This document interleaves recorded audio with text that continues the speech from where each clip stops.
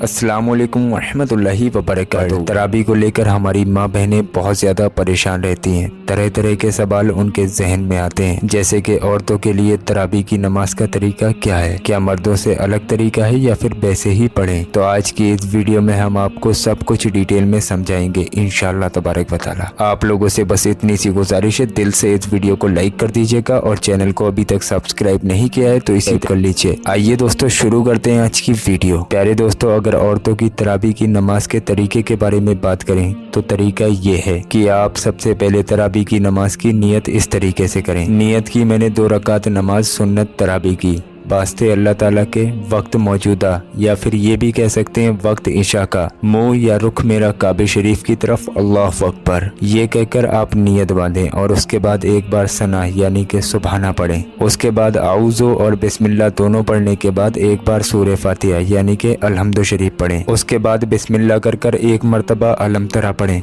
अलम तरा आप तमाम लोग जानते ही होंगे, अलम तरा कैफा फ़अल रब्बुका, ये पूरी सूरत पढ़ें। उसके बाद रुकू करें, सजदा करें और दूसरी रकात के लिए खड़े हो जाएं। दूसरी रकात में आप एक मरतबा सूरह फातिहा यानी कि अलहम्दु शरीफ पढ़ें। उसके बाद आप एक मरतबा ली लाफे पढ़ें और फिर आप रुकू सुजूद करके सलाम फेर लें। आपकी आसानी के लिए आपको बता दें, तरावी पढ़ने का जो पूरा तरीका है वो यही है कि आपको अलम तरा से लेकर सूरह नास तक हर रकात में एक एक बार एक एक सूरह पढ़ते जाना है। यानी अलम तरा से लेकर लाइन से हर रकात में 10 जो सूरह हैं वो लाइन से एक एक सूरह हर रकात में पढ़ते जाएं। हर बार आपको सूरह फातिहा पढ़ना है और उसके बाद में जो ये सूरह हैं, जो भी लाइन से 10 सूरह हैं, वो आपको लगातार हर रकात में एक बार एक सूरह पढ़ते जाना है। जब आप 10 रकात तरावी की नमाज अदा कर लेंगे तो ये जो आपकी सूरह हैं ये भी आखिर तक पहुंच जाएंगी। और फिर आप जब 11वीं रकात के लिए खड़े हो जाएं तो आप फिर दोबारा से इसी पैटर्न से फिर सूरह फातिहा के बाद में अलम तरा से शुरू करें और हर रकात में एक एक बार जो भी सूरह लाइन से आ रही है वो सूरह पढ़ें और सूरह नास तक आखिर कर दें।